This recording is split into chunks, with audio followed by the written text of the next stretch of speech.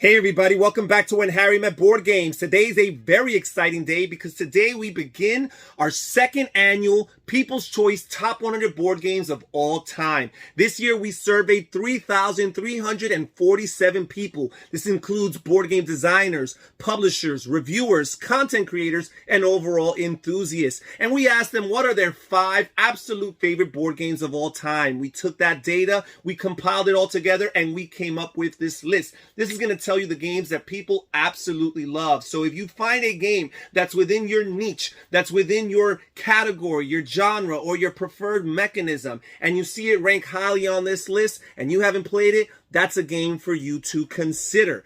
Now, I thought that we would play a little game within the game as far as this list is concerned. So throughout the list, I'm going to be referring to where some of these games that were on last year's list, where they fell on that list. And I want you guys to keep me honest. So if you find out that I made any mistake as far as referring back to last year's list, if you comment down below in the comments and make reference to the specific game or games that I made the mistake with, if you're the first person to point it out, then you are going to win a free copy of absolutely any game that's in print within this list, this top 100 list of your choice. Any game that's in the top 100, you can win as a prize if you catch that I made any error as far as referring to last year's list. So without any further ado, let's get straight to this year's top 100. The People's Choice number 100 board game of all time is Marco Polo, designed by Simone Luciani and Daniel Tascini.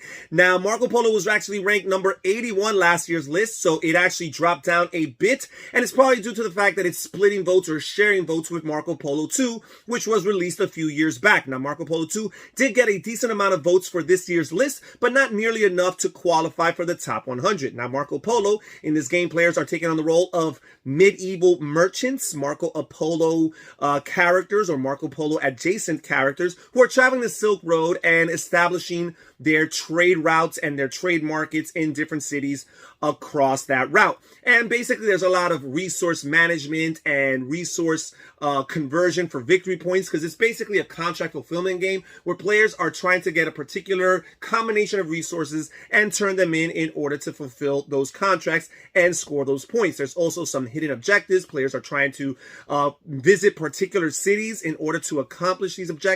So there's a lot of different ways of scoring, and whoever fulfills the most contracts at the end of the game is the winner of the game. Now, the heart of the game is a worker placement mechanism, which is actually resolved through the rolling of dice. Your workers are actually dice, and you'll be placing these dice in different spots in order to activate their actions. Now, the really cool thing about this is that while you do have your typical trope of worker placement mechanism as far as spots being blocked by your workers, you also have other spots that cannot be theoretically blocked. However, by you placing a worker, it makes it harder for the next person, because if the next person wants to place their dice in that same location, then they're going to have to pay a certain amount of coins according to the lowest pip value on their dice in that spot. So it's something to factor in when you're rolling dice and which particular dice you want to place in these worker placement spots. The artwork is beautiful. The gameplay is smooth. I like to point out the people here on this screen who have chosen Marco Polo as their favorite game of all time. As far as the People's Choice is concerned, it's number 100. The People's Choice number 99 board game of all time is Star Wars Imperial Assault. And this is a Star Wars themed game within the Fantasy Flight catalog. And in particular, it's a re-implementation of Descent 2nd Edition. Basically that same system. It's a dungeon crawler with the Star Wars theme on it. And just like Descent, this game has lots of content out there. It has apps that support play as far as solo play or fully cooperative play. Typically speaking, it's a one versus all. One person takes on the role of the bad guys, the overlord, and the other player or players take on the role of the good guys. If you like Star Wars, if you like miniatures, if you like the idea of dungeon crawl style games, this is a game you absolutely have to look into. Now, last year, Star Wars Imperial Assault was actually ranked number 93, so it's staying very close around the same section within the top 100 from last year. And if you like Star Wars, if you like dungeon crawlers, this is a game you have to consider.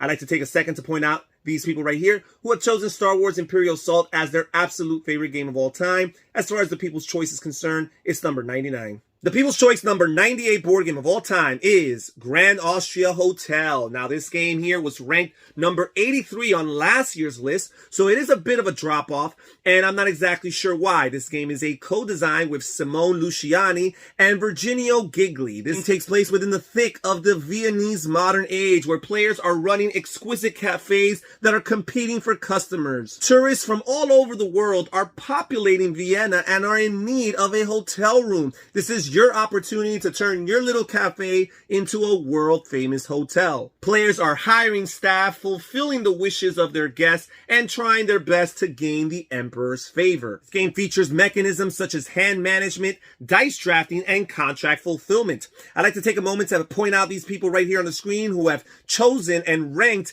Grand Austria Hotel as their number 1 board game of all time. As far as the People's Choice is concerned, it's number 98. The People's Choice number 97 board game of all time is Clans of Caledonia. And Clans of Caledonia was actually ranked number 94 on last year's list, so it's holding steady in this particular spot. And Clans of Caledonia is basically a mid to heavy economic game that takes place within a Scotland 19th century setting. It was during this time that Scotland made the transition from being more of an agricultural country to having more of an industrialized lifestyle. Players represent historic clans with unique abilities and compete to produce, trade, and export agricultural goods. This game features a modular board with up to 16 different possible configurations. It features dice rolling, commodity speculation, and once again, contract fulfillment. I'd like to point out the people on the screen right now who have chosen Clans of Caledonia as their number 1 board game of all time. As far as the People's Choice is concerned, it's number 97. The People's Choice number 96 board game of all time is Memoir 44, designed by Richard Borg. And Memoir 44 was actually not ranked within the top 100 last year. And I didn't count past the top 100, so I can't tell you exactly where it fell. This year's list, I did decide to count past the top 100 for research purposes going forward in future years.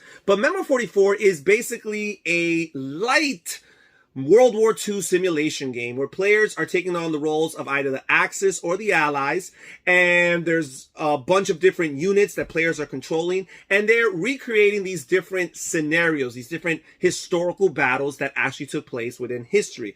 And the scenario book is really cool because it comes with all the specific dates, the topographical features, the locations that players, that the battles were actually fought. And it also gives you a little historical summary of what actually took place for that battle and which side had the upper hand, the disadvantage and advantage, and which side actually won that particular battle. Now, this game comes with lots of nice miniatures, so the toy element is there. There's lots of games within this line of Command and Color games that come with blocks. Memoir 44 is clearly the most popular because it's the best looking one. It has the best table presence there.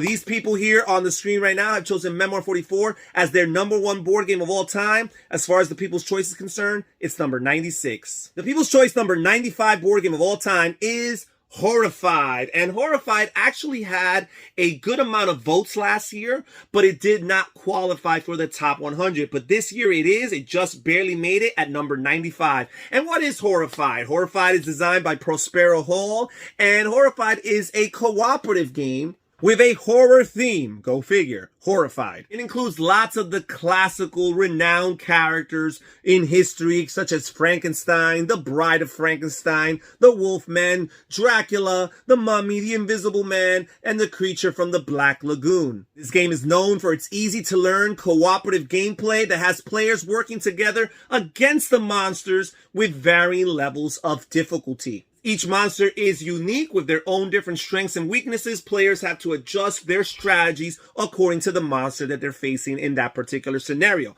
Again, Horrified did not make it onto the list last year. It just barely made it onto the list this year, and I'm curious to see its future going forward in years to come. Now, I'd like to point out the people on the screen right here who have ranked Horrified as their favorite game of all time. As far as the People's Choice is concerned, it's number 95. The People's Choice number 94 board game of all time is Patchwork, designed by Uwe Rosenberg and published by Lookout Games. Now, Patchwork was ranked on the list last year at number 97, so it has climbed up a few spots for whatever that's worth. And Patchwork is a two-player only game with polyomino-shaped tiles that players are using to place on their board, which is a grid, which represents their quilt, patchwork. And basically they're trying to fill as many spaces as possible without leaving any empty spots to score as many points as they can. Now this is basically a Tetris meets board games because all these polyomino shaped pieces remind you of the classic video game Tetris. Now players are not only trying to draft the polyomino shaped tiles that occupy the most space or perhaps are most convenient due to their shape and their configuration, but they're also trying to draft particular tiles that have value to them. They have button values to them because buttons are a currency in this game that players are going to be using to generate income throughout the game, and ultimately those buttons are going to be their victory points at the end of the game. If you like polyomino shaped games, if you like Tetris and are nostalgic to that game and its classic nature and do not mind a two-player experience that feels a bit abstracted, this is a game you absolutely have to consider. I'd like to point out the people on the screen right here who have chosen Patchwork as their favorite game of all time. As far as the People's Choice is concerned, it's number 94. The People's Choice number 93 board game of all time is Brass, Lancashire. So there is a bit of a spoiler here. There are two Brass games in the top 100. The other one will be considerably higher. I apologize for the spoiler, but Brass Lancashire here, ranked number 93, was not in the top 100 last year. So it actually got more votes this year than it did a year ago, although it did have a considerable amount of votes then as well. Now, Brass Lancashire is actually Martin Wallace's original magnus opus, first published back in the year 2007. This is an economic strategy game that tells the story of competing cotton entrepreneurs in Lancashire during the Industrial Revolution. Players are trying to develop, build, and establish their industries and network so they can capitalize the demand for iron, coal, and cotton. The game is played over two halves. First, we have the canal phase, and then finally we have the rail phase. Players are trying to outscore their opponents by having the most victory points at the end of the game, and these victory points are counted at the end of each individual half. Each round, players are able to carry out two actions. They can build an industry tile, they can build a rail or a canal, they can develop an industry, they can sell cotton, or they can take a loan. So this was the original Brass before Birmingham came out many years later. Now, it's number 93. The People's Choice number 92 board game of all time is Istanbul, designed by Rudiger Dorn. And this game here was actually ranked number 88 last year. It's dropped down a few spots, nothing notable, nothing to be shocked and alarmed about. But this game continues to retain its popularity. In this game, players are leading a group of one merchant and 4 of that merchant's assistants. And they're leading them through 16 different locations in the bazaar. At each location, you can try to carry out a specific action. However, in order to take an action, you have to move your merchant and an assistant there. And then after that, you have to leave the assistant behind. In order to ever use that assistant again, your merchant's going to have to go back to that location in order to pick him up.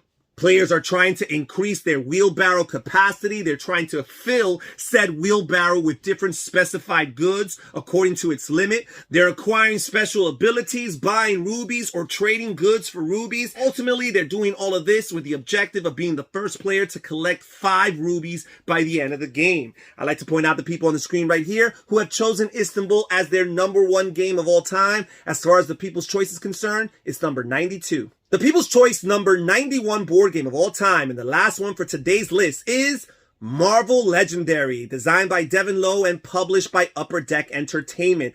And this game here was actually ranked last year at number 47. So it's one of the biggest drop-offs of the entire list, and it's the biggest one in this particular set of 10. We're talking about 44 spots this game has decreased in the course of 1 year. And I think a lot of it has to do with the popularity of another card-based game with a Marvel Comics theme, which I will not name at this time. It may or may not be ranked higher. But Marvel Legendary is still holding on. It's still in the top 100. This is the deck building game for the Marvel universe. And basically players take on the role of Marvel superheroes trying to combat against the villains and the masterminds and foil their schemes. Now, you can play reverse. There is a villains expansion where players can take on the role of the villains and try to stop the different heroes.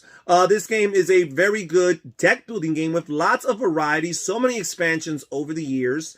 They continue to release at least 2 or 3 expansions every year, Upper Deck Entertainment does, and they haven't stopped since. If you like Marvel Comics, if you like deck building, this is a game you absolutely have to look into. I'd like to point out the people on the screen right here who have chosen Marvel Legendary as their #1 game of all time. As far as the People's Choice is concerned, it's number 91. And that's it for today's list, folks. Thank you so much for joining us here at When Harry Met Board Games for the beginning of this People's Choice Top 100 Board Games of All Time. Please comment down below and tell me what you think about this particular set of 10. Don't miss us next time as we cover games number 90 through 81 for the People's Choice. Also, if you're interested in hearing my personal top 10, click on the link on the screen right there, and you can catch what my 10 favorite games of all time are.